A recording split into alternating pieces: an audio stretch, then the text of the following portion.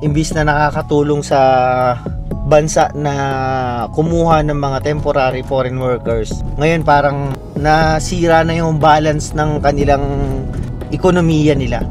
Ngayon, nagsimula dito sa Canada, yun nga yung mga kinikwento namin, kasi kaya nga nasabihan ako na puro negative yung kwento ko kasi hinintunan nila yung ganito, ganyan, binawasan nila yung ganito, ganyan, pagkuha ng mga imigrante, ganyan. Ngayon, pati yung ibang bansa tulad ng ito nga, yung ibabalita ko sa inyo sa UK, ganito na rin yung ginawa ng UK. Nagbawas na rin ng mga pagkuha ng temporary foreign workers.